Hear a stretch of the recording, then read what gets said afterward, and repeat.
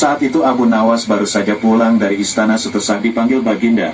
Ia tidak langsung pulang ke rumah, melainkan berjalan jam 6-an lebih dahulu ke perkampungan orang-orang Badui.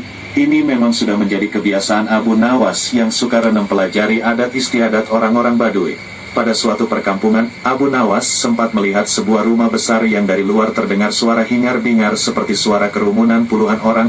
Abu tertarik, ingin melihat untuk apa orang-orang Badui berkumpul di sana. Ternyata di rumah besar itu adalah tempat orang Badui menjual bubur haris, yaitu bubur khas makanan para petani. Tapi Abu Nawas tidak segera masuk ke rumah besar itu, merasa lelah dan ingin beristirahat, maka ia terus berjalan ke arah pinggiran desa. Abu Nawas beristirahat di bawah sebatang pohon rindang. Ia merasa hawa di situ amat sejuk dan segar sehingga tidak berapa lama kemudian mengantuk dan tertidur di bawah pohon. Abu Nawas tak tahu berapa lama ia tertidur, tahu-tahu ia merasa dilempar ke atas lantai tanah. Berat, ia pun tecer gagap, bangun, teriak, cepat makan ini, kata orang sembari menyodorkan piring ke lubang ruangan. Abu Nawas tidak segera makan. Mengapa aku di penjara? Kau akan kami sembelih dan akan kami jadikan campuran bubur haris. Hah? Jadi yang kau jual di tengah desa itu bubur manusia? Tepat, itulah makanan favorit kesukaan kami. Kami, jadi kalian sekampung suka makan daging manusia? Lia, termasuk dagingmu, sebab besok pagi kau akan kami sembelih. Sejak kapan kalian makan daging manusia? Oh, sejak lama, setidaknya sebulan sekali kami makan daging manusia.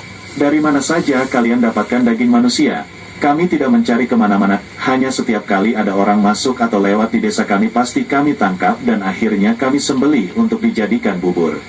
Abu Nawas diam sejenak, ia berpikir keras bagaimana caranya bisa meloloskan diri dari bahaya maut ini. Ia merasa heran, kenapa Baginda tidak mengetahui bahwa di wilayah kekuasaannya ada kanibalisme, ada manusia makan renanusia. Barangkali para menteri hanya melaporkan hal yang baik-baik saja. Mereka tidak mau bekerja keras untuk memeriksa keadaan penduduk, pikir Abu Nawas. Baginda harus mengetahui hal seperti ini secara langsung, kalau perlu. Setelah memberi makan berupa bubur badu itu meninggalkan Abu Nawas tentu saja tak berani makan bubur itu, jangan-jangan bubur manusia. Ia menahan lapar semalaman tak tidur, tubuhnya yang kurus makin nampak kurus. Esok harinya badu itu datang lagi. Bersiaplah, sebentar lagi kau akan mati. Abu Nawas berkata, tubuhku ini kurus, kalaupun kau sembelih kau tidak akan memperoleh daging yang banyak. Kalau kau setuju nanti sore akan kubawakan temanku yang bertubuh gemuk. Dagingnya bisa kalian makan selama 5 hari. Benarkah? 9, aku tidak pernah bohong. Orang Badu itu diam sejenak, ia menatap tajam ke arah Abu Nawas. Entah kenapa akhirnya orang Badu itu mempercayai dan melepaskan Abu Nawas. Abu Nawas langsung pergi ke istana menghadap Baginda. Setelah berbasa-basi, maka Baginda bertanya kepada Abu Nawas, ada apa Abu Nawas? Kau datang tanpa kupanggil. Ampun tuanku, hamba baru saja pulang dari suatu desa yang aneh. Desa aneh? Apa keanehannya? Di desa tersebut ada orang menjual bubur haris yang khas dan sangat lezat. Di samping itu hawa di desa itu benar-benar sejuk dan segar. Aku ingin berkunjung ke desa itu, pengawal. Siapkan pasukan. Ampun tuanku, jangan bawa pengawal. Tuanku harus menyamar jadi orang biasa. Tapi ini demi keselamatanku sebagai seorang raja. Ampun tuanku, jika bawa-bawa tentara maka orang sedesa akan ketakutan dan tuanku takkan dapat melihat orang menjual bubur khas itu. Baiklah, kapan kita berangkat? Sekarang juga tuanku, supaya nanti sore kita sudah datang di perkampungan itu. Demikianlah, Baginda dengan menyamar sebagai orang biasa mengikuti Abu Nawas ke perkampungan orang-orang Baduy kanibal. Abu Nawas mengajak Baginda masuk ke rumah besar tempat orang-orang makan bubur. Di sana mereka membeli bubur. Baginda memakan bubur itu dengan lahapnya. Betul katamu, bubur ini memang lezat, kata Baginda setelah makan. Kenapa buburmu tidak kau makan Abu Nawas? Hamba masih kenyang, kata Abu Nawas sambil melirik dan berkedip ke arah penjual bubur. Setelah makan, Baginda diajak ke tempat pohon rindang yang hawanya sejuk. Betul juga katamu, di sini hawanya memang sejuk dan segar. Ah, aku kok mengantuk sekali, kata Baginda. Tunggu tuanku, jangan tidur dulu. Hamba pamit mau buang air kecil di semak belukar sana. Baik, pergilah Abu Nawas. Baru saja Abu Nawas melangkah pergi, Baginda sudah tertidur. Tapi ia segera terbangun lagi ketika mendengar suara bentakan keras. Hai orang gendut, cepat bangun, atau kau kami sembelih di tempat ini. Ternyata Baduy penjual bubur sudah berada di belakang Baginda dan menghunus pedang diarahkan ke leher Baginda. "Apa-apaan ini?" protes Baginda. "Jangan banyak cakap. Cepat jalan." Baginda mengikuti perintah orang Baduy itu dan akhirnya dimasukkan ke dalam penjara. "Mengapa aku di penjara?" "Besok kau akan kami sembelih, dagingmu kami campur dengan tepung gandum dan jadilah bubur Haris yang terkenal lezat."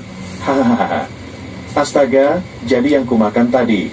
"Betul, kau telah memakan bubur kami, bubur manusia." "Howek, Baginda mau muntah tapi tak bisa. Sekarang tidurlah, berdoalah, sebab besok kau akan mati." "Tunggu, mau apa lagi? Berapa penghasilanmu sehari dari menjual bubur itu?" 50 dirham. "Cuma segitu?" "Iya, aku bisa memberimu 500 dirham hanya dengan menjual topi." "Ah, masak, sekarang berikan aku bahan kain untuk membuat topi. Besok pagi boleh kau coba menjual topi buatanku itu ke pasar. Hasilnya boleh kau miliki semua." Baduy itu ragu, ia berbalik melangkah pergi. Tak lama kemudian kembali lagi dengan bahan-bahan untuk membuat topi. Esok paginya Baginda menyerahkan sebuah topi yang bagus kepada si Baduy. Baginda berpesan, "Juallah topi ini kepada Menteri Farhan di Istana Baghdad." Baduy itu menuruti saran Baginda. Menteri Farhan terkejut saat melihat seorang Baduy datang menemuinya. "Mau apa kau?" tanya Farhan. "Menjual topi ini?" Farhan melirik. Topi itu memang bagus. Ia mencoba memeriksanya dan alangkah terkejutnya ketika melihat hiasan berupa huruf-huruf yang maknanya adalah surat dari Baginda yang ditujukan kepada dirinya. "Berapa harga topi ini?" 500 dirham, tak boleh kurang." "Baik, aku beli." Baduy itu langsung pulang dengan wajah ceria. Sama sekali ia tahu jika Farhan telah mengutus seorang prajurit untuk mengikuti langkahnya. Siangnya prajurit itu datang lagi ke istana dengan melaporkan lokasi perkampungan si penjual bubur. Farhan cepat bertindak sesuai pesan di surat Baginda. 1000 orang tentara bersenjata lengkap dibawa ke perkampungan. Semua orang Baduy di kampung itu ditangkapi sementara Baginda berhasil diselamatkan. "Untung kau bertindak cepat, terlambat sedikit saja aku sudah jadi bubur," kata Baginda kepada Farhan. "Semua ini gara-gara Abu Nawas," kata Farhan. "Benar. Tep, juga salahmu. Kau tak pernah memeriksa perkampungan ini bahwa penghuninya adalah orang-orang kanibal. Bagaimanapun Abu Nawas harus dihukum." "Iya, itu pasti. Hukuman mati," sahut Farhan. "Hukuman mati? Ya, kita coba apakah dia bisa meloloskan diri," sahut Baginda.